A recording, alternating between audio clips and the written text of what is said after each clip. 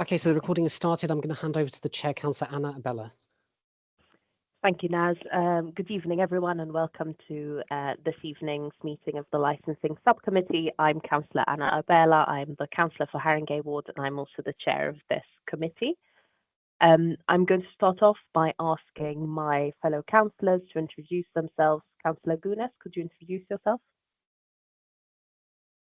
Hi everyone, I'm Councillor Makbule Gunes. I represent South Tottenham Ward. I'm also a member of this panel. Thank you. Thank you, Councillor Gunas. You might want to lower your camera because we're not seeing your face. Thank you. Councillor Small? Hello everyone, I'm Councillor Adam Small. I represent Hornsey Ward. Thank you. Could the legal officer kindly introduce herself? You're on mute. Abby Laywola, I'm the senior lawyer at Haringey. Thank you. Could the licensing team leader please introduce herself? Good evening, everyone. I'm Dale Barrett. I'm the licensing team leader. Thank you. Could the applicant Q Vibes introduce herself? Yeah, hi. My name is Gina Moffat. And representing her. No, I wanted the applicant for Q Vibes to introduce herself first, and then we will come to the applicant for Gina's later. Okay. Thank you. I think that's Miss Janeth, right? Yeah. Hi, everybody. My name is Janet Wright for Q Vibe Ltd. Thank you. And will you be representing yourself, or do you have someone who will be speaking for you today? Yes, she will be joined by me. My name is Lutumba Zinga. I'll be representing her today. Thank you. And the objector for Q Vibes, Mr. Ewart, could you introduce yourself? I'm Police Constable Ewart, acting on behalf of the Metropolitan Police, and I am the licensing officer for Enfield and Haringey. Thank you. Could the applicant for Gina's please introduce herself? Yeah, I'm Gina Moffat. Yeah, hi guys. Yeah, that's me. Yeah. And being represented by Excellent. I don't know if it's just me, if I'm having issues with internet, but I can't see Miss Moffat and Mr. Ajay. Is it because your camera is off, or is it just my? Yes, is the camera off? My computer. It's off. Hold on.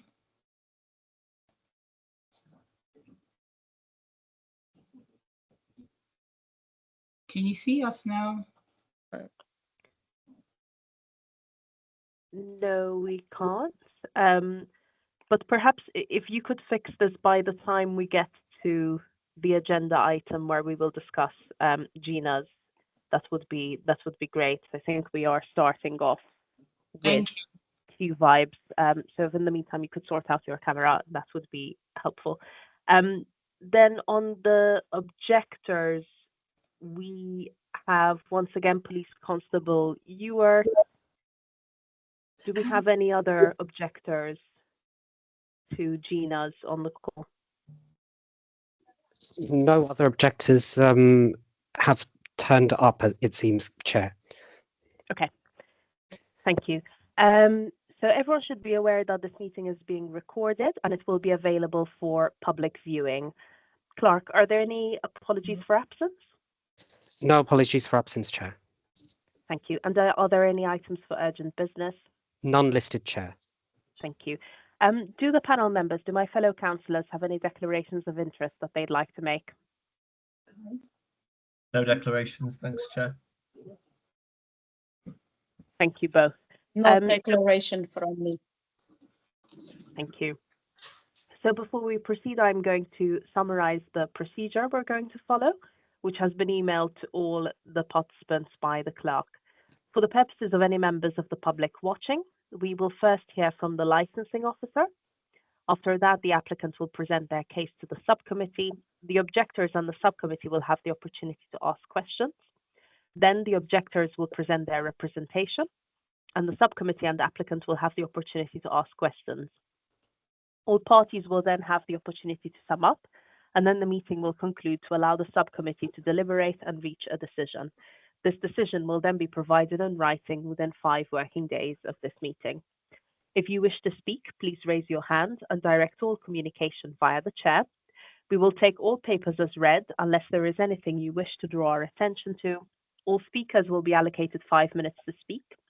When speaking, please be succinct and do not exceed your allocated time unless you request an extension of time, which can only be granted at the discretion of the chair. Please do not share addresses of any of the speakers. In the event that there are several speakers for each party, please avoid repetition and perhaps consider having a spokesperson to address all concerns.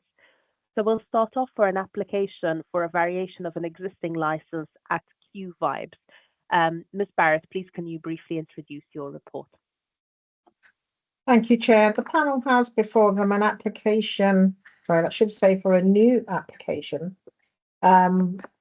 for the premises at 428 West Green Road, which operates under the name of Q Vibes. The application is submitted by Miss Janet Wright. And just for clarification for the panel, the premises did previously hold a premises license under the name of Q Vibes Limited. That particular company, and that the company number is under, was found to have been dissolved, which meant that within the law, that license immediately fell away, basically, once it was discovered. And so the businesses had to put in for a new license application, which is what you have before you. And I checked on Companies House, so it's they have applied again and they are trading under Q Vibes Limited, but it does have a different Companies House registration number now. So the application that's been put forward, you will see at section 1.1 there is asking for late hours Thursday to Saturday for regulated entertainment and for recorded music, and with the premises closing at 2 a.m. Thursdays to Saturdays, midnight Mondays to Wednesday, and 11 p.m. on a Sunday. Sorry, just to clarify, that is the regulated entertainment, late night refreshment, and the sale of alcohol. That's been the questions are shown in that particular section. The premises was recently licensed, as I've explained. During the consultation period, there has been representation submitted by the Met Police and also by the Noise RA responsible authority. In terms of recommendations for the panel, in considering the matter before it this evening, the panel may determine to grant the application as requested, to grant the application whilst imposing additional conditions or altering in any way the proposed operating schedule, or by excluding any license for activities to which the application relates, or reject the whole or part of the application, and provided there are clear and concise reasons given for whichever action is taken. The premises is located at the end of terrace of retail units on West Green Road. During the period in which it operated under premises license, there were complaints of noise nuisance. Concerns were raised from the ASB enforcement team about difficulty at accessing the premises when out on late night patrols. This was to investigate allegations of the venue operating beyond the permitted hours at the time. You have at section 3, Chair, the areas of the licensing policy, which I know the panel is familiar with. So I won't go through all those right now. And you have, and just to bear in mind also that section 17 of the Crime and Disorder Act and the Human Rights Act does come in to play here, Chair. Within the application itself, the applicant has put forward on page the bottom of page 16 into page 17 of your pack, the proposed conditions that they say would suffice for them to operate to those hours that they are requesting. You have in Appendix C, please excuse, there is no Appendix B because I didn't attach a copy of the previous license. In Appendix C, you have got the police representation, and the police are saying that they have real concerns here with the operation of the premises, and they are taking the stance that a license should be refused at this time. And you also have in the pack the representation from the noise officer chair, who has put forward slightly reduced hours, certainly not significantly reduced, still with a 2 a.m. closure on a Friday and a Saturday, and with the license for activities finishing at 1:30 on those particular days. And there are also a number of additional conditions that they're saying has been accepted by the applicant as they believe are as a reasonable mitigation to allow for the operation or for the granting of this license fare. And Chair, I will leave it if you have any questions for me. Thank you, Ms. Barrett. Councillor Gunas, Councillor Small, do you have any questions for Ms. Barrett? Yes, Councillor Gunas. Just a very quick question, Chair. Thank you.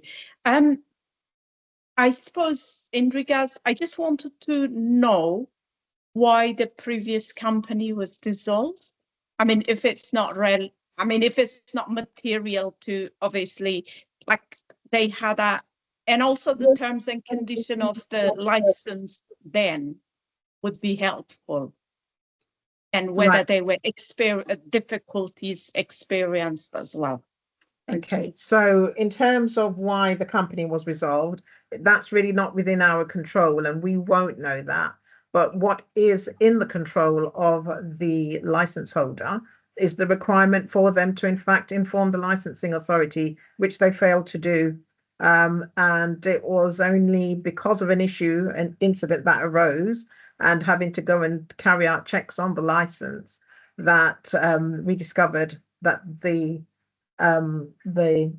company had actually been dissolved for a period of time, and then got in touch with the operator to tell them that they could not operate lawfully at that moment in time.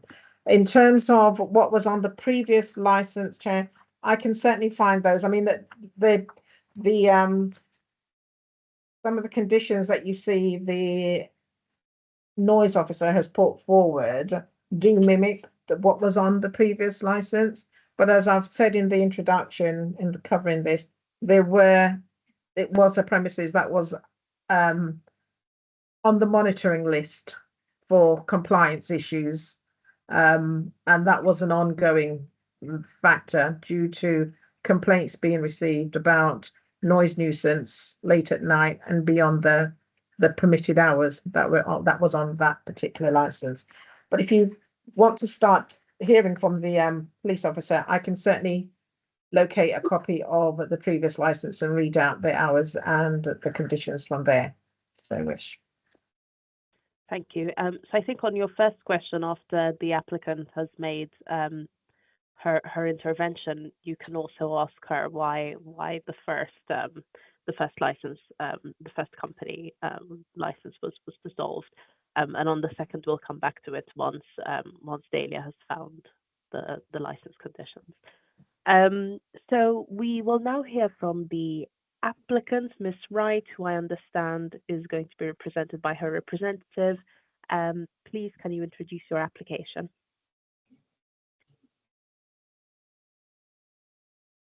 You're on mute. Hi, my name is Lutumba. I'll be helping Ms. Wright plead her case in this matter. I think just from the jump, maybe I'll answer your question, Councillor Goons, about the reason why the company was initially dissolved. So essentially, Miss Wright had engaged an accountant and a business manager, essentially, who was taking care of the legal aspects of the company, including accounting and putting forward documents forward to Companies House. This, unfortunately, was not done, and she only found out, as Ms. Barrett has alluded to, after they informed her that her company had been dissolved. So she was not actually aware of this at the time, and the business manager who basically had defrauded her was basically saying that they were putting in work that was not being done.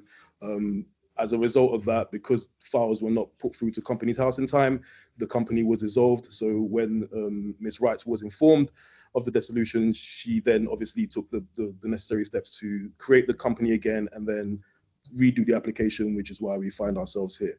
So yeah, that is essentially the reason why, you know, we had to close that initial company and open Q Vibes again to be able to do the license application. So yeah, so it was essentially accounting issues with a manager. So just to touch on some of the points, obviously, that Ms. Barrett has highlighted, and we can see to,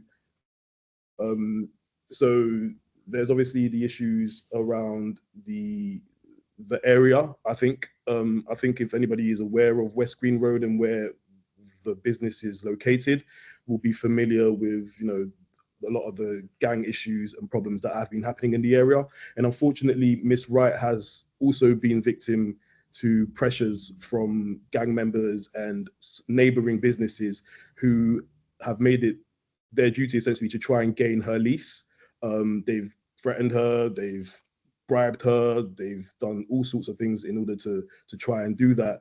So she herself has, you know, been quite closed in her efforts to sort of work with, say, the police or the enforcement team, because she's essentially been a target and she didn't want to highlight that she's, you know, involved in certain things like that. And I especially want to draw attention to, you know, one of the shops which is next door, the cycle shop, which is now closed, which we'll probably hear from the police representative when they make their statements, in terms of what some of the issues, including firearms, including drugs that have been happened, and effectively the shopkeeper next door, who has now been put in jail for firearm charges, was also one of the people who was pressuring Miss Wright into sort of relinquishing her lease and causing a lot of issues for her in order to get her lease basically taken away. This includes making false accusations, making false calls to the council.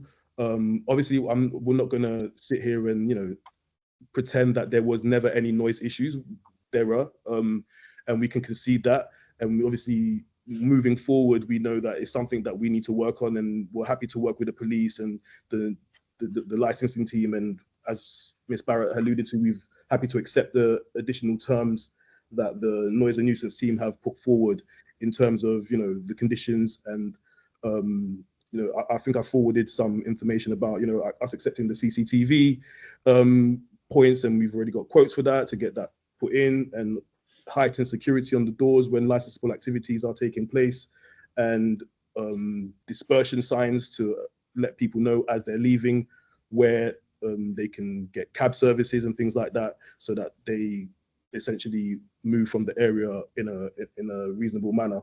And yeah, so we've engaged Agile Octopus Security to start providing our security services for us, in order to be able to ensure that the licensing objectives and the safeguarding of people have been met. So yeah, essentially, I think the reason for this application, obviously, as I alluded to, was because Q Vibes was dissolved as a company. So we've had to do this application. I think Ms. Wright has, you know, lots of links within the community. She is a well-respected person within the community. She's been here for a long time. Thank you, Mr. Zinger. That is 5 minutes. Thank you. Oh, I do apologize. Thank you. Thank you for that. Councillor Gunas, Councillor Small, do you have any questions for the applicant?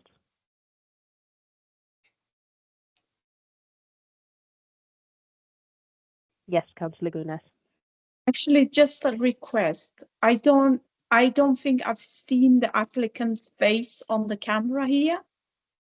And I just wanna, yeah, okay, thank you. So Chair, if Councillor, I have a question, if that's okay. yes, I'll come to you, Police Constable, in due course. If Councillor Gunas and Councillor Small do not have any question, do you have a question, Councillor? Sorry, that was me speaking then. Yeah. Oh, I see. I thought Yeah. it was the Police Constable. Go ahead, Councillor Small, and then I'll come in after you with my questions. Thank you, Chair. I just wanted to gain some clarity on the previous license, as you understood it, Ms. Wright. Could you just clarify when you became aware that you were no longer registered in Companies House and when you believe your license had fallen?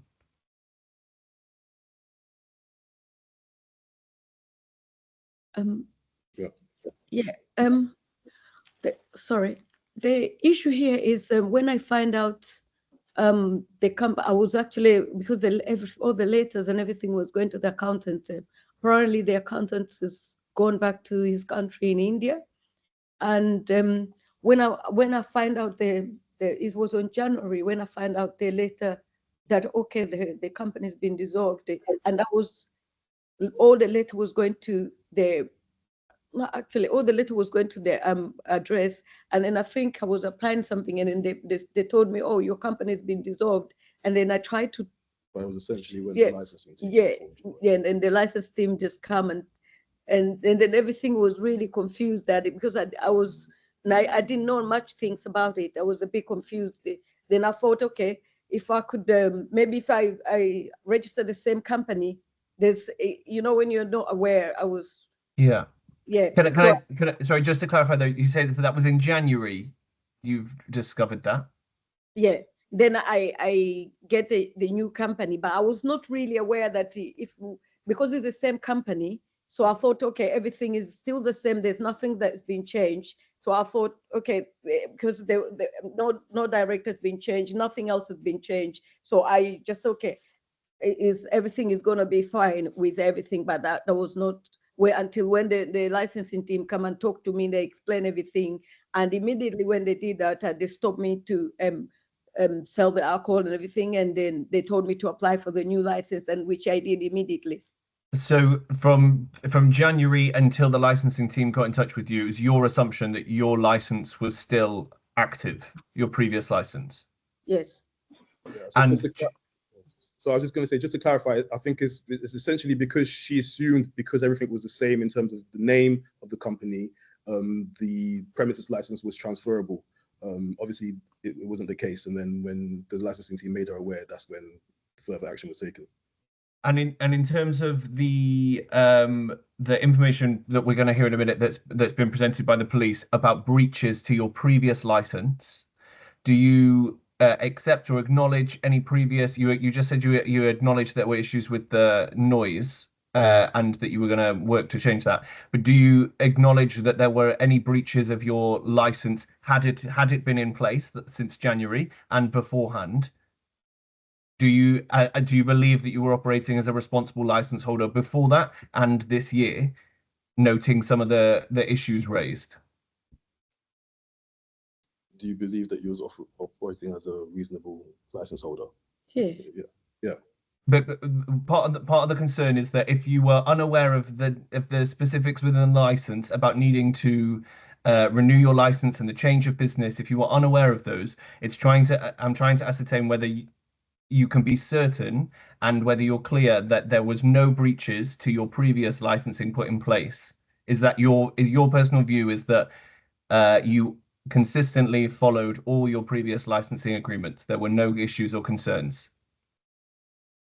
I mean, is there a particular breach you're referring to? Well, yeah. So there are a few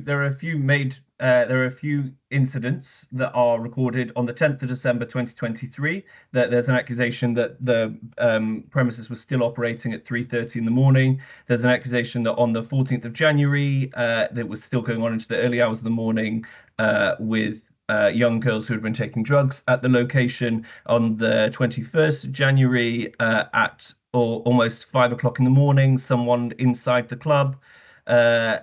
And then the incident on the 21st of July happening at 10 to 7 in the morning with the firearms. All of that, any activity at that point So that would followed the licensing, the previous license would have been outside of the operating hours, as I understand it. yeah, so having spoken to Miss Wright about this previously, she's outlined to me that the times when she has her staff cooking late at night, they are in the kitchen, there are lights on. So obviously she wasn't aware that having lights on and having staff cooking at that time was a problem. Obviously there was noises that was made, and when people come to the door for from the licensing team late at night to knock, the people in the kitchen are scared to open the doors because they know that there's problems in the area. Moving to the points about the firearm, the late night girls, I think we've put forward already a statement from the supposed informant, who has already stated that he has never worked for Q Vibes. So those statements were in fact false, because he presented himself as a manager of Q Vibes and was somebody who was in the know, but have subsequently put forward documentation to show that he has never worked for Q Vibes. He's never been associated. Thank you. I have seen that. Thank you. Just sorry to interrupt. So to just finally, just want to be really clear, it is Ms. Wright's view that previously you fully adhered to all the rules and agreements set out in your previous licensing agreement. I understand about the license lapsing, but as far as you're concerned, there was no regulated entertainment, etc., beyond your agreed hours or any issues that you previously had under your previous license. So the issues that we are aware of is the playing of music at late night times when there's been staff in the premises, essentially. And obviously, yeah, once that was alluded to us, we made sure that it was and it was not that noise, but so that was not noise being from the operation of selling alcohol. It was from staff being within the premises at a late night. Thank you very much. Thank you. Appreciate that. Thank you, Councillor Small. I have a few more questions.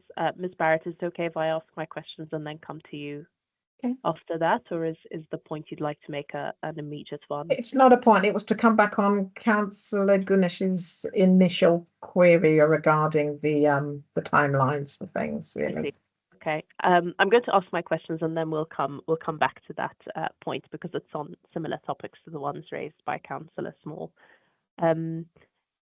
So we've seen the police's report, and the police's report contains some very worrying reports. So the police's report says that on the 21st of July of this year, callers to the police stated that 3 males tried to get into the club, and they essentially started a fight with people inside the club, with males shouting, "Shoot him," and on that occasion a suspect was arrested and CCTV showed that he was clearly holding a firearm. On the 21st of January, an informant who was believed to be the manager, and I understand we've now clarified that this person was not a manager but was a different individual, reported that a male had assaulted him at this address. On the 14th of January of this year, there were reports that someone was attacked by a drug dealer in your venue, and this venue had alleged drug dealer had entered your venue with several young girls who appeared to be on drugs, and one of the girls essentially said that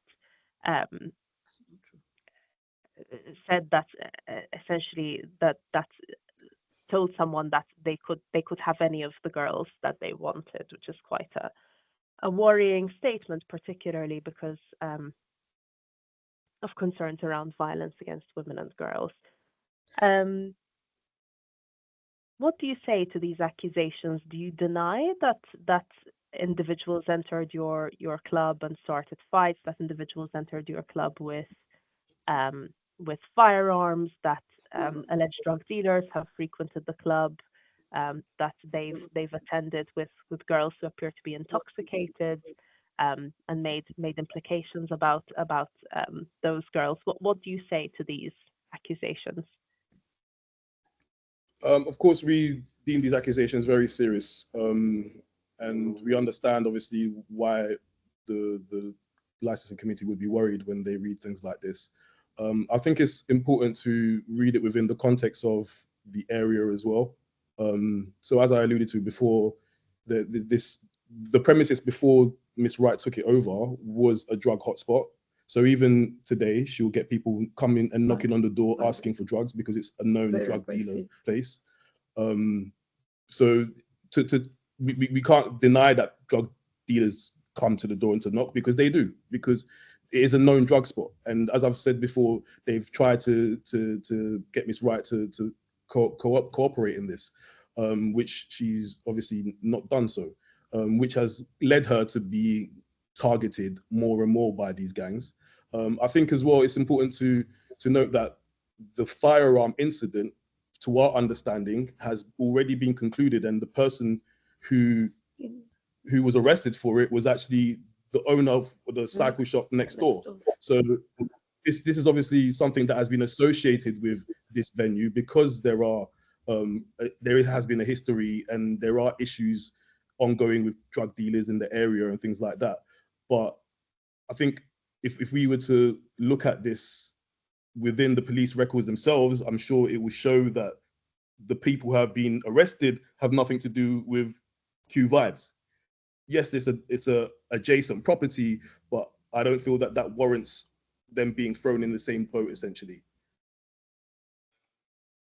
Thank you. And can you tell me what measures you currently take to prevent people from entering your premises with firearms or in possession of illegal drugs? So when there are licensable activities taking place, we do have security on the door. As we know, people who are intoxicated are more volatile. During normal operational hours, so when it's just food service, we would have our staff on hand. Staff have obviously been trained and told about the area, and they know that there are people who try to force their way in things. So they're trained to either call the police or call management so that they can try and get this thing resolved. Security is obviously going to be the best way forward to mitigate this.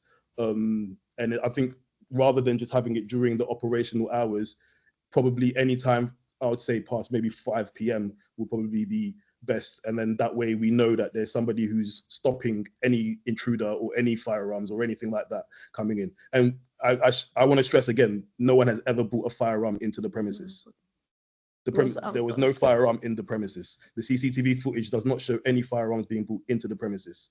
It's outside the premises, and it's been closed case with somebody who's nothing to do with the premises. It's next door. So when police viewed CCTV, they could see the suspect was clearly holding a firearm on the 21st of July. Was the CCTV footage of the outside of your premises rather than the inside? You would have to ask the police of that, but I would assume it's the outside because, as I said, there's no firearms inside. And when you say your security are in place, are they checking whether people are carrying firearms or bringing in illegal drugs? How do they prevent the firearms and drugs from entering the premises? So we can do frisk at the door. If the security deems is someone who is known to them as a troublemaker, they would be frisked at the door. We obviously don't tend to make frisking something that's just done straight away because it's not a nightclub; it's a restaurant.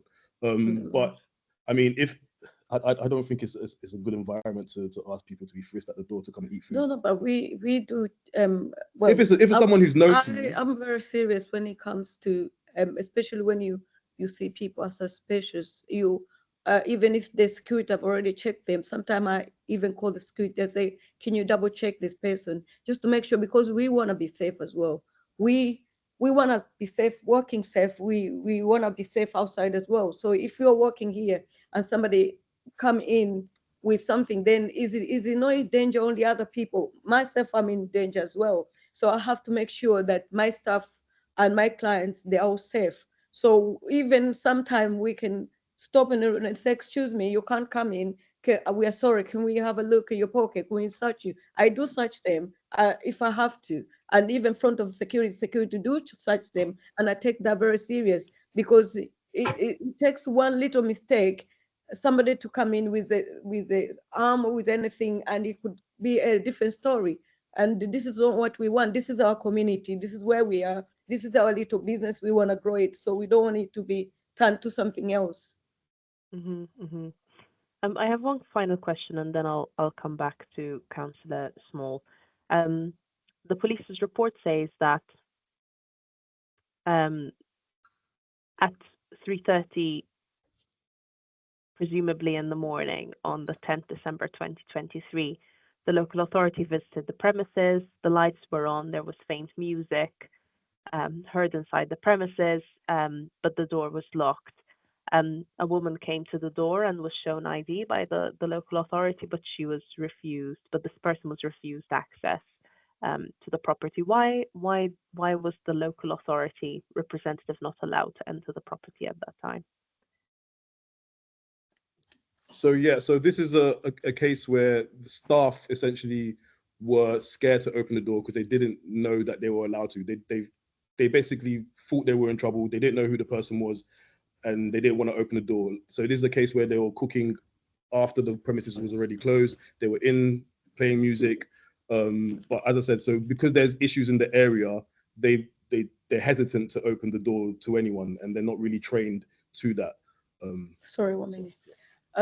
Yeah, regarding to that, I've already talked to all the staff and explain about, even if you're here, because sometimes we do have an order, and we have to, maybe you got order to deliver at 10 o'clock, maybe, and we are cooking some certain food in the night. Sometimes we do the preparation. So I actually want everybody not to be putting the music, and also, even if they see, because sometimes when the door has been banged, because the door has always been banging all the time, so you don't even know who's banging the door. You don't know if this is the council. You don't know if this is. But I actually tell everybody that's working here, if the council, you see the badge, you have to open the door. If you see the police, you have to open the door. And if myself, if I'm here, I'm willing to work with the police and council, because that's the only people can help me.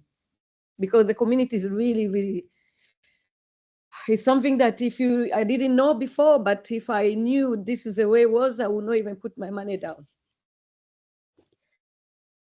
Thank you. Can I also clarify what type of establishment is this? What is the purpose of the establishment? It's a restaurant. It's a restaurant lounge, like people come and eat and dine in.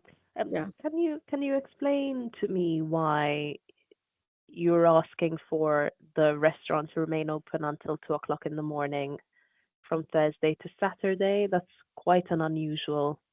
It's quite a late opening time for a restaurant. It essentially accommodates the community. So it's Congolese community, African community. These are people who they typically like to eat and be out a little bit later. Late, yeah. So so we do obviously offer entertainment as well. So sometimes we'll have some live music. There'll be a DJ playing. So it is more of a vibey restaurant. It's not just somewhere where you come and eat. It's where you come, you eat, you socialize, you talk to people, you meet. It's a community hub, but that offers food and that type of space. Yeah, dining, yeah. Thank you. That's helpful. Councillor Small? Thank you. Just on the live music and the recorded music, part of the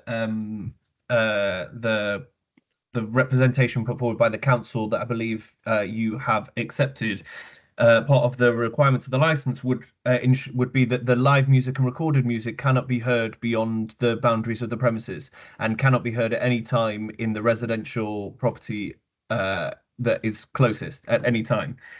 How do you propose to measure that? How do you propose to ensure that remains the case? Basically, what measures are you planning on putting in place to make sure, one, that you are always operating within the license, and two, that residents around you aren't hearing any of the noise? I mean, essentially, we'll probably put a decibel limit, obviously, in relation to any recommendations from the committee. I think 83 decibels is a relatively decent amount. Obviously, if you guys have any objections to that or any recommendations, we're more than happy to hear it. I think when we say live music, you may be thinking of, you know, big drum kits and big bands and stuff like that. It's quite a small space, so it'll probably be an acoustic player with a microphone. So it's unlikely that it's going to be something that's going to blow the roof off. But yeah, essentially it will be something that we could measure with a decimeter. Okay, I just want to point out the part of the license agreement that you have indicated you would agree to would also compel the duty manager to conduct hourly checks of the premises as well.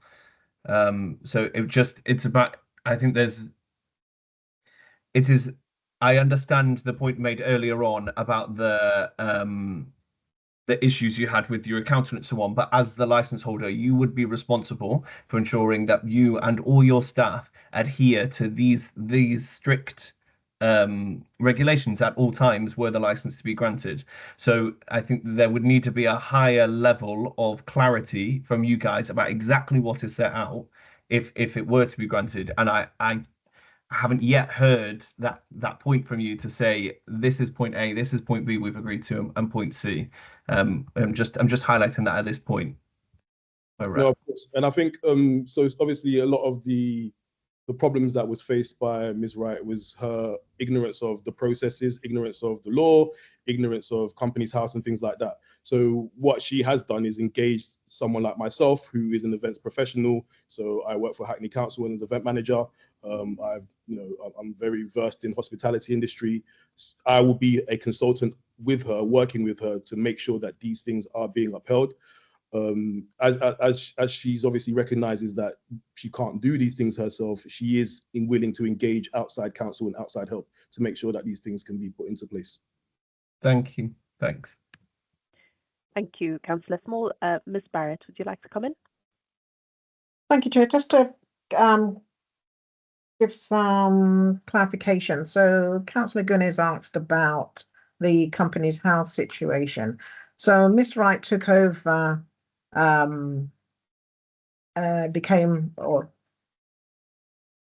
changed of details and so forth with Companies House. I can see from their public records in September 2021, the registered address, she just said that paperwork was going to an accountant, but the Companies House records actually do show that it was not going anywhere else. All correspondence from Companies House was going directly to the venue address at 428 West Green Road, and that was put in place from the 15th of September 2021. Ms. Wright has said that she became aware of the company being dissolved, I believe she said, from January of this year.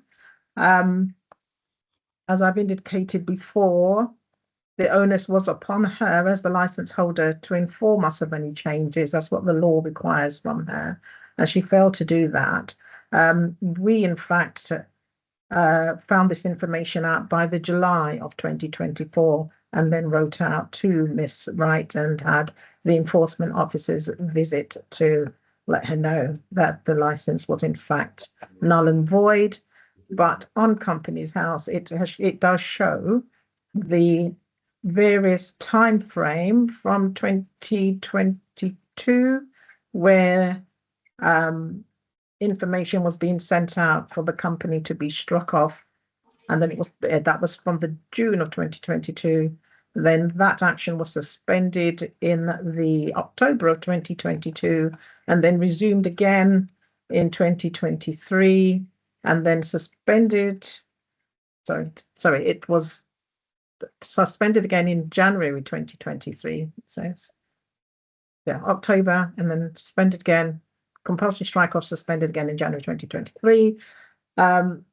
Further documentation was sent out, it seems, and that discontinued the action to discontinue the strike off was again noted on Companies House in February 2023 until we got to the point where the company was actually dissolved in the December 2023. So there has been that level of communication going out directly to 428 West Green Road from Companies House. It would seem on their publicly accessible records here. Can I just clarify, please? I don't want the panel to be misinformed at all. So Mr. Lutumba has just said something about 83 decibels.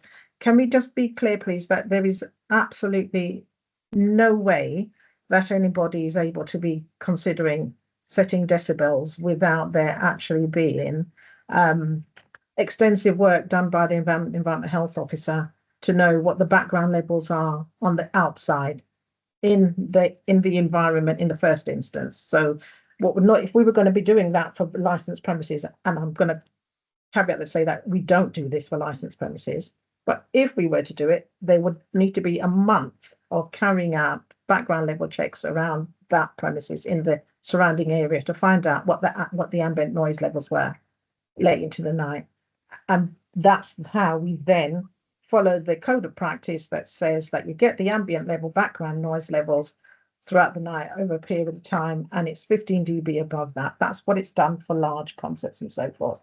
We don't do the same thing here when it comes to licensed premises. So there is no decibel setting that we're going to be able to say. What can happen if members are minded to grant the license, what you can consider is, for instance, a condition asking Miss Wright to make sure that she has a sound limiter installed and that that is done with a reputable acoustician and agreed with the license with the local authority environment health officer. And that will work by attenuating the sound from the venue to the nearest residential property. So if it's above, an officer will be in the venue and another officer will be in the residential property. They turn the sound up in the venue and then gradually bring it down until we get to the point where it cannot be heard in the residential property. And that's how the sound is then attenuated and set in terms of that. And then you can have a cutoff on that system as well, so that nobody's able to go above that level. But that only works on recorded music, though. It will not work on live music provisions from the venue at all. So it's important to bear that in mind, please. And finally, just in saying, I have sat here and listened to what Miss Wright is saying regarding the incidents and issues and so forth. And having checked our records, I can clarify that at no point has any of these concerns been raised with the licensing authority at all, or with our ASB enforcement team. There was no records of the issues that Ms. Wright has alluded to here being raised with us as a point of concern, because obviously the council has a duty as well to ensure that if there are issues with gang activity and so forth, that we would want to be able to step in. We have, you know, the ASB team and a crime tasking team as well, that's multifaceted, that looks at situations that arise in particular areas, and there are tasking groups set up to deal with those, and they will stay and deal with those areas and those particular issues until there is a change in behaviours or whatever the case may be. But just to confirm, I have checked that there is nothing that I can see noted. Thank you, Ms. Barrett. Police Constable Ewart, do you have any questions for the applicant? Just to mirror what Ms. Barrett said, I've had numerous communications with Ms. Wright. You will have time to make your representation. At this point, I would only like questions. Well, the question I was leading up to a question. The question quite simply is, did you report any of these incidents to the police? Thank you.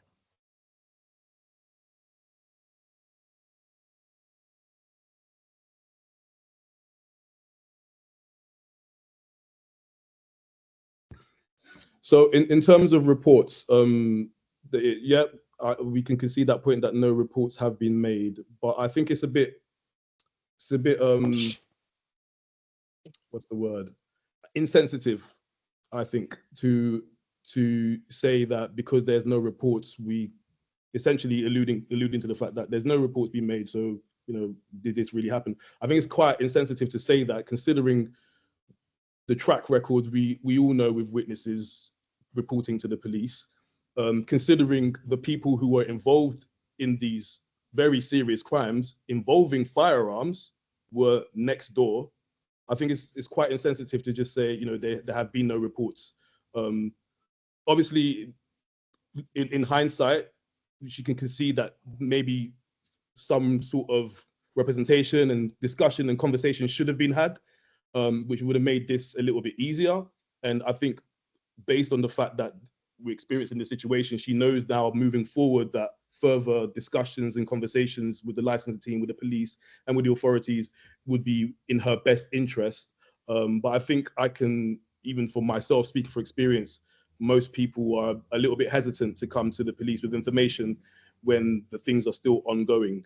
And back to your points about the sound, Miss Barrett, I think that's very much conceded. Yes, we didn't take into consideration that the decibel meter wouldn't be appropriate for a venue of this size. So it's essentially a matter of rethinking. Like I said, the space for live music is quite small, so it would be acoustic stuff, maybe a singer with a guitar. It wouldn't be sort of big amps and speakers like that for the live music stuff. So definitely we can look to engage someone to give us a quote for a sound limiter and work with you guys to see what would work in terms of that. So yeah, I think we just want to press to the point that yes, there may have not been as much openness and conversations beforehand, but given the fact that Ms. Wright is in this position and this is her livelihood and it's something that this is her only means of income, essentially, this is something that she really wants to work on. So anything that she needs to do in order to get it going and to prove that she is a reasonable businesswoman, she's more than happy to consider.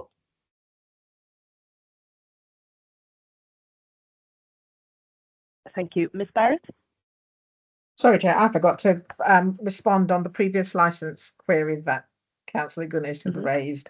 So, having looked at the previous license, I can see that Ms. Wright has put forward for the same hours that are shown at section 1.1 in the report that were on the previous license.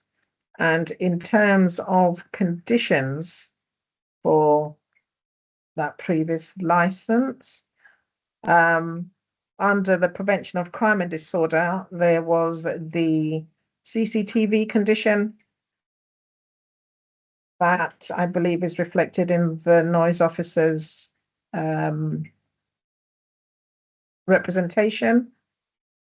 There is also the need for that after 2300 hours at the weekends, there will be a minimum of 1 SIA that was going to be on duty. Requirement for the venue to stop serving alcohol 30 minutes before the closing time. And under public safety, the conditions were that the licensee will only, I think it's meant to be stock from reputable and licensed suppliers. The licensee will ensure that all equipment and supplies used conform to the relevant regulations on safety standards. There was a food, health and safety standards condition on there also, and fire safety checks to be carried out. And under public nuisance, the conditions there were for SIA door staff will be on hand to maintain order, act as a deterrent, diffuse situations and provide reports where needed. It had that music levels would be kept low.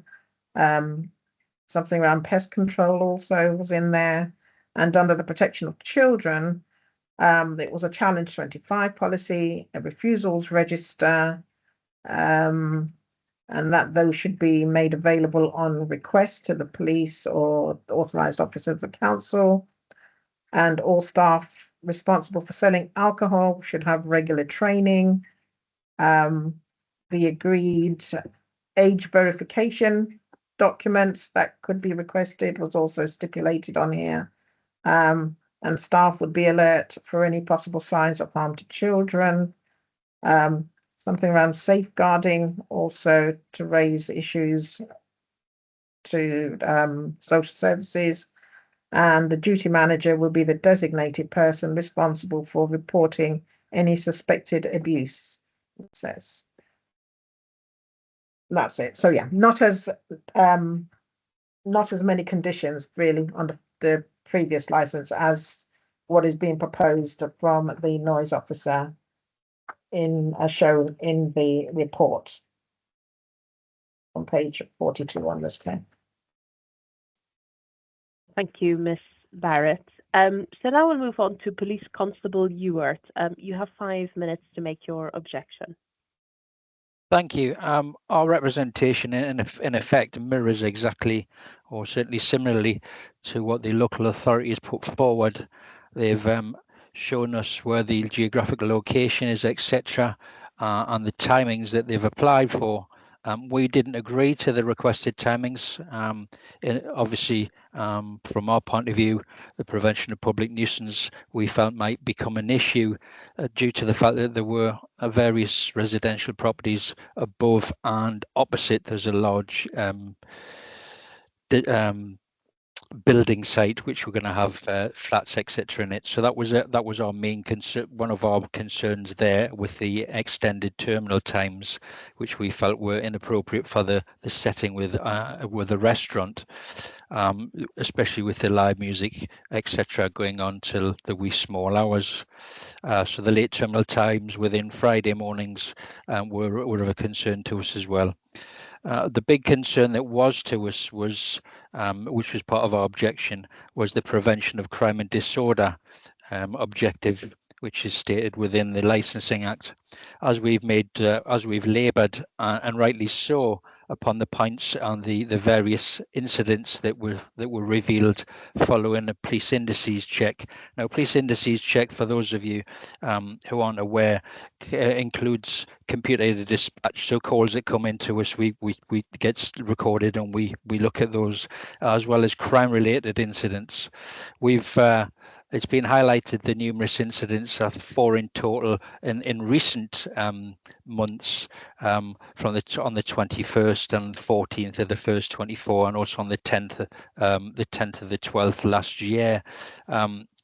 The main concerns being, especially on the 21st, the late hours in which the reports came in at 6:48 in the morning. Again, I'm not going to labour the point, and numerous calls that were at 4:53, 3 calls at 4:53 in the morning, along with the issues that the violence against women and girls and the protection of children from harm, whereby, and there's a mention has been made by the representative that the gun incident didn't happen inside the premises. I'm going to touch upon that in a moment. However, the incident on the 14th, as we had it recorded at 3 o'clock in the morning, states that they were attacked by a drug dealer at the location. The victim also stated that the suspect had walked in the bar with several young girls that looked like they were on drugs. One of the girls then said to the victim she can get them any girl they wanted, and the victim was not prepared to engage with us. So that was inside the premises. The other issue where the male was arrested with the firearm, it states, just for clarification, several calls were made to the police, a male armed with a gun and a disturbance at the club. 3 males tried to get in the club, and another male was walking around with a gun. Officers arrived on scene and spoke to the victim, who said that he was inside Q Vibes, and 3 males entered and became argumentative, trying to fight with people inside the club. The 3 males then followed and chased the victim out of the club onto the street, where other males were shouting, "Shoot him." There was a subsequent arrest from that, where a male was found with a firearm. We've made reference to one police viewed CCTV. I wish I could clarify that. I don't know whether the CCTV was an external CCTV or an internal. I've literally just read the reports that were on our indices. It doesn't make mention of that, so I can't clarify on that. though effectively those are our issues regarding that. We feel that there is a public safety issue there for some unknown reason. I mean, there's been mention by the representative that the area has reported excessive amounts of incidents and has crime and disorder there. That is true. However, although the licensing act is permissive, the licensing objectives don't take into account any socio-geographical issues. They rely on mitigation and thorough operating schedules being submitted and also implemented in order to negate any issues that may occur as a result of that. So I don't think people can rely on, and applicants can rely upon the fact that the socio-geographical area is one of a challenging nature. It is absolutely down to them in their applications to try and mitigate those risks, if indeed there are risks, in order to do that. I will summarise a bit later on why we object in entirety, but as it stands, those are our objections. Thank you, Police Constable Ewart. Councillor Small, Councillor Gunesh, do you have any questions for the Police Constable? I do, if that's okay, Chair. Thank you. The first question is to try to ascertain why exactly why the police believe that it is Q Vibes that is the magnet for this antisocial behaviour, as opposed to any other organisation and so on. It seems to me that the incident on the 10th of December is not one of criminal accusation, in terms of there is no crime taking place beyond the question around the licensing activities. Both the 14th and the 21st are relating to one person in particular who could themselves have been the magnet to the incident.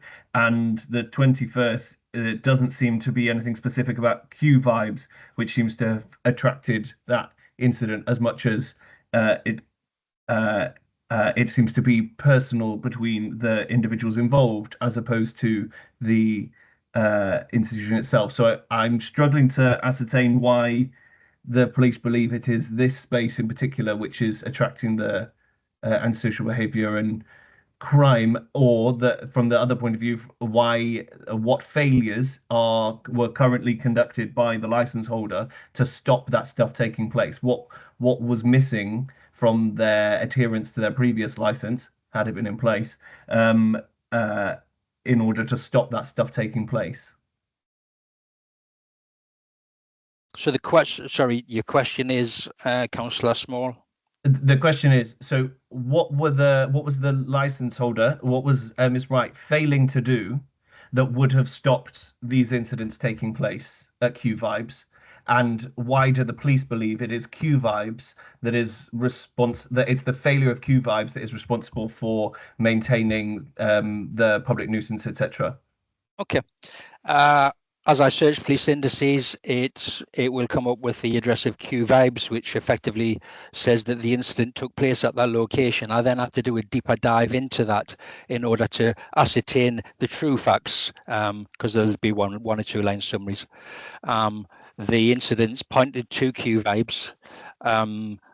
It's fair to say that Q Vibes has a responsibility under the Licensing Act to try and mitigate any crimes such as that. So I would suggest, why would I think that it would be Q Vibes' fault, if we want to use that term, possibly the wrong term, but fault?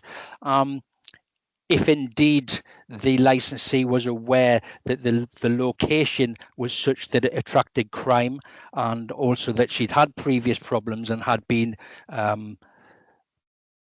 harassed, I think was the word, and I don't think the word blackmail was used, but had been molded by individuals that were trying to take over her license or her tenancy. Had she known that, and it's a mention's being made by the representative that it was insensitive to effectively turn around and say, well, because she hadn't reported it, that made it null and void. Certainly not at all. Whilst it may, his word insensitive, if she's relying on these facts in mitigation, i.e. the fact that she was harassed by individuals, but then failed to report that. Police can't react, and I can understand reticence to report to police. Of course I can.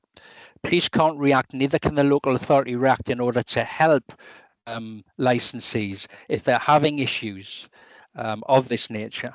And it's also important to remember that part of the prevention of crime and disorder objective, there is an onus upon licensees to report these issues to police and local authority so that we can address it on a holistic level to try and help licensees. So it's a long way of answering your question. However, why do we feel that it may be the licensees and Q Vibes issue? I have many restaurants within my remit in both Enfield and Haringey, and it doesn't attract this sort of attention. It may well just be that Miss Wright had run a bad luck because the neighbour was, and on balance, the neighbour was had it in for her. Whatever, that may well be the case. I don't know because I wasn't there, but based purely upon police indices searches and the fact that these incidents were brought to attention with the Q Vibes and various other issues. Again, Miss Wright turned around and said that she had issues, etc., but hadn't reported it. I am left to believe, to think, and to surmise that she could have done something to prevent this, but didn't. Thank you very much. Thank you, Police Constable Ewart. Councillor Gunas, do you have any questions for the Police Constable? No. Does the applicant have any questions for the Police Constable? Yeah, it's a question, but you can only ask questions. Oh, sorry.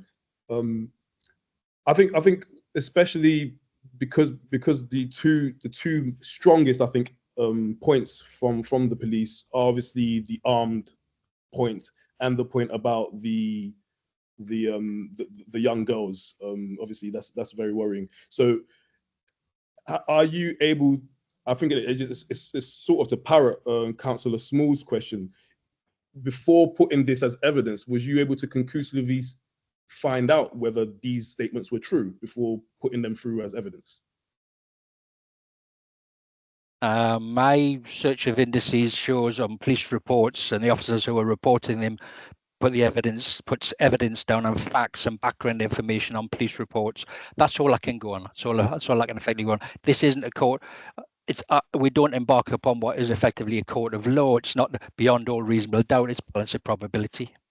Sure. And just for the point about the firearms, are you able to allude any more as to the person who was arrested in relation to that? Was it anyone to do with Q Vibes, or is there another close business that you can ascertain was involved in that incident? I could have looked further into the suspect and looked at CPS case files, etc. But I didn't feel within this arena that was necessary. But yes, I could have looked further into it to find out who the suspect was. Yes. Is this something you can make available to the councillors in the meantime while they delegate? With a Data Protection Act request, yes, I could. But I don't whether that would be appropriate or whether that would shed any more light on them being able to make their decision on that one incident is surmisable. And just to clarify, the person making the statements involving the young girls, is this the same person who has made the other statements which we have basically said were incorrect and he has nothing to do with Q Vibes? No, this was a separate individual, I believe. Haven't read the summary that I've put.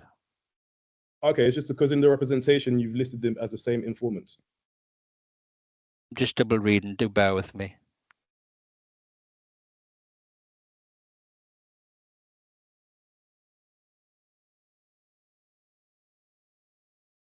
So the victim was not prepared to engage with officers, therefore the case was closed. So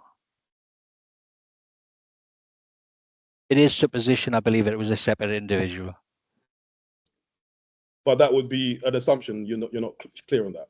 It is an assumption, yes. All right, thank you. Thank you both. So we'll now move to closing remarks. Could the applicant briefly provide their closing remarks? Sure. So, I mean, I think Mrs. Wright is more than happy to concede that, management in her previous Q Vibes iteration was not the best, and she was not on top of things as much as she should have been as the person responsible for these things. I think moving forward, she's very dedicated to working with the licensing authorities, working with the police, and anybody else who wants to be involved in ensuring that she is moving above board. And as I've already stated, she's engaged in reaching out to security guards. We've got a security company, we've got a CCTV company. She's reached out to me as a consultant to help her run the day-to-day affairs of her administrative responsibilities, and training of her staff, including the people serving drinks and working here late. So I think in light of all of this, Ms. Wright would request to the committee to accept the terms and conditions laid out by the Noise and Nuisances team and consider the application in full. Thank you. Thank you very much. Police Constable Ewart, could you make your concluding remarks? Well, it's basically listed on my summary. We've said that we object to the application entirety. It's feared that without adequate and detailed safeguards, policies and risk assessments being in place and implemented control of the premises could easily be lost, and a risk posed to both patrons and the wider community in the form of crime and disorder. Bear in mind, as we mentioned, it is a crime and disorder hotspot. Not the premises, the location. Public safety and other associated alcohol-related issues do play a part. It's the responsibility of the licensing subcommittee for ensuring that the licensing objectives are upheld. One of those objectives is public safety. In its decision, the subcommittee must consider how an application or the operation of a licensed premises might impact the safety of the public. This includes assessing risks related to the prevention of crime and disorder, and whilst the subcommittee are at liberty to impose conditions on licenses that mitigate identified risks in order to ensure operators maintain safe environments for both staff and patrons, it is salient that they consider reports and recommendations from responsible authorities like the police in making these decisions. There is case law that relates to that. The case law in question that I've quoted is the application of Hillingdon versus the Secretary of State for the Home Department. This is referenced. It states that this case involved the challenge to the decision of a licensing authority to grant a premises license. The court reaffirmed that representations from police are legitimate and significant in addressing potential disorder and public safety concerns. It stressed the evidence of past incidents, particularly violent acts associated with the premises, plays a critical role in the assessment of a license application or review. And in that submission, we stand by our decision to not grant the license. Thank you, Police Constable Ewart. So I'll remind you that the committee present, the councillors present, will deliberate on this decision in private, and the decision will be provided within 5 working days after this meeting. Ms. Wright, Mr. Lutumba, if you wish, you are free to leave the meeting now. If you'd like to stay on to listen to the rest of the meeting, you are most welcome to do so.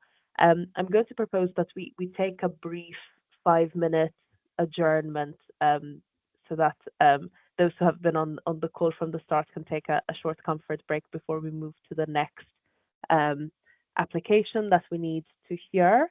So maybe if we can reconvene at 8:21. Does that work? Fantastic. Thanks, So Chair. everyone can have a cup of tea, and we'll be back in 5 minutes. Thank you. Thank you, everyone. Thank you, Chair. Thank you.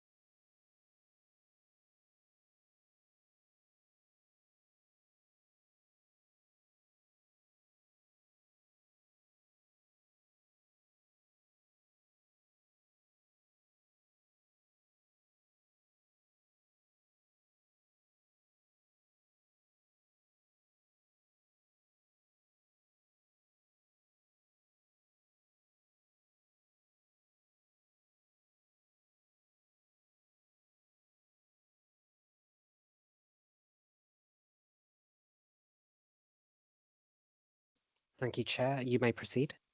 Thank you. So we'll move now to the final item of the agenda, which is an application for a variation of an existing license at Gina's. Ms. Barrett, please can you briefly introduce your report?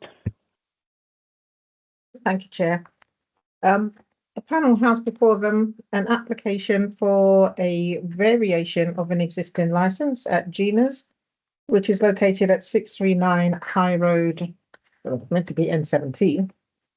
The application is submitted by Miss Eugenia Moffat and is seeking to vary the layout of the premises in accordance with the plan submitted.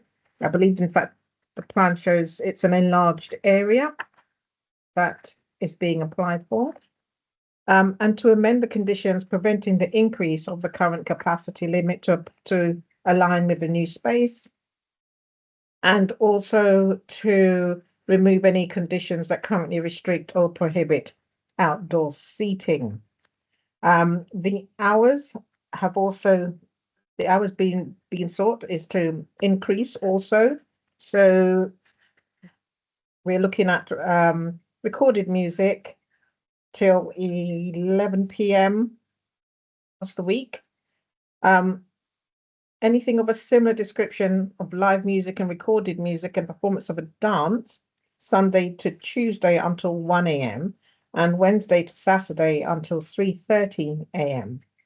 Late night refreshment to the same hours also, and also the sale of alcohol, with the business being open to the public Sunday to Tuesday 9 till 1 and Wednesday to Saturday 9 till 3:30 a.m. The copy of the current license can be seen in Appendix B to the report. And during the consultation period, you will note that there is representations has been received from the Met Police and the Noise Environmental Health Officer, RA. And as with the previous case, Chair, the recommendations are to either grant the application as requested, grant the application whilst imposing additional conditions or altering the proposed operating schedule, or to exclude any licensable activities to which the application relates, or reject the whole or part of the application. Of course, clear reasons are to be provided, dependent on whichever course of action the panel decides to take. In terms of background, the premises is located within the footprint of the stadium, of Tottenham Stadium. It's at the junction with Lordship Lane and the High Road N17. There are residential properties facing the premises that are impacted by late night noise from events and groups gathering on the High Road. The operator is able to apply for temporary event notice to extend trading hours in step with large events taking place at the stadium, should they wish to do so. Section 3 of the report, as usual, has the areas of the licensing policy that are engaged throughout. And at section 4, you've got the licensing hours and what the policy says around that.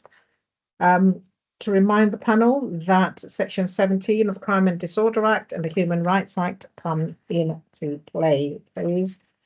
The representations, to you is here to speak to the police representation. The noise officer's representation has been, Ms. Moffat has indicated that she is agreeable to the noise officer's representation. I believe that because that particular representation offers her slightly later hours as opposed to the representation that the police had put forward. The noise officer, however, has asked for certain matters to be, additional conditions to be put in place. And it should also be noted that whilst there is, Ms. Moffat is asking for restrictions around the outside of the area to be removed. The fact that the outside area is intending to be used under a pavement license, there are conditions that will override the use of that area, but it is right and proper for the committee to consider all of the 4 licensing objectives. So if there is the potential for the issue for noise nuisance and so forth on that area, then the committee's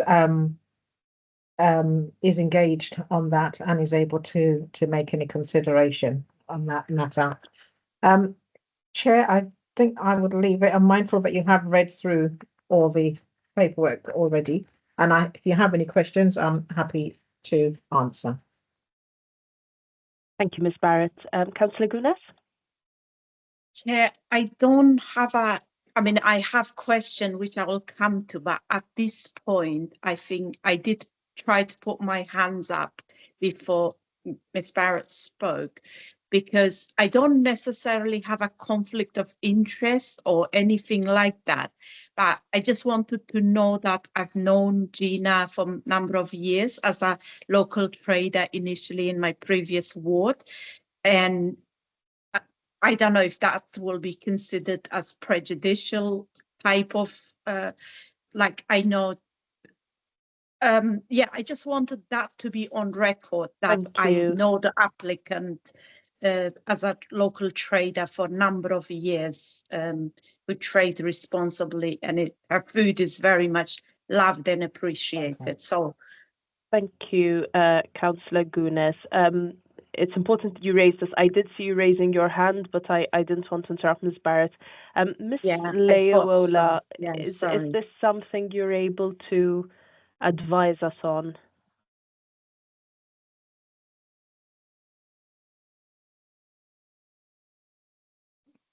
Ms. Leowola? Yes. So you might have heard, essentially, Yes. Councillor Gunas has shared that she has gotten to know the applicant through her role as a councillor. Would this constitute a conflict to this panel? I wouldn't say it was strictly speaking a conflict of interest. However, I would say that the panel should consider, and may wish to do that, obviously with the chair as well, deciding whether or not they believe that there's any issues arising. But it's not strictly speaking a conflict, but it should be discussed and decisions should be made on that. Clerk, Naz, would it be possible for the panel to adjourn so that the councillors can go into a separate meeting room to discuss whether we should proceed? Yes. On this? Yes, but that's definitely possible. I should just note that the invite would be sent to officially registered councillors at their officially registered address. But that's all I'd say. Yes, that's fine. Just give me a moment and we'll do that. Sorry.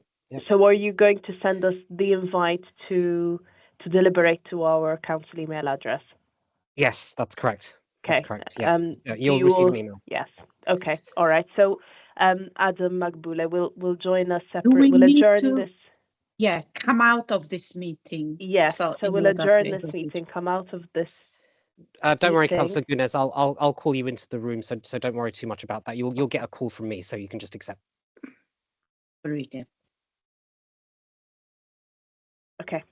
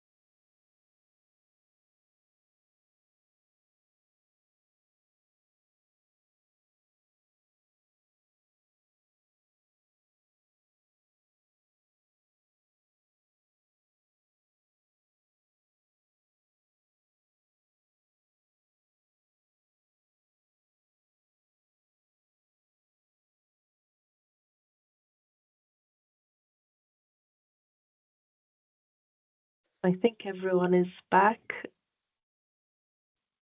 Can we resume? Yes, we can Naz. resume. Thank you, Naz. So as you know, the committee members deliberated on Councillor Gunesh's declaration that she knows the applicant, and we have decided that it's not appropriate for us to hear this this application with Ms. Gunesh on the panel, because we believe that we need, justice needs to not only be done, but it must be seen to be done. So we have decided to reschedule this application, and we will hear it with a different panel that doesn't include Councillor Gunesh, so as to make sure that this application is heard fairly. So unfortunately, we will not proceed today with this application, but we will find another date for this, and we will assemble a different panel for it that doesn't include Councillor Gunesh. And thank you, Councillor Gunesh, for making the declaration. It was the right thing to do. So unfortunately, this does mean that we will need to adjourn our meeting here, but you will be contacted by the councillor, Ms. Moffat, with a new date to hear your application. Thank you. Thank you very much for your time. Thank you. Thank you. So good evening, everyone. For the councillors on the panel, we will reconvene when the call ends to deliberate on the first application that we heard together with the legal officer. Okay. Thank For you. everyone Thank you else, to the you can panel. drop off now. Thank you. Thank you. Thank you. Good night. Thank you for your Good time. night. Thank you. Bye bye. Good night. Bye. Bye.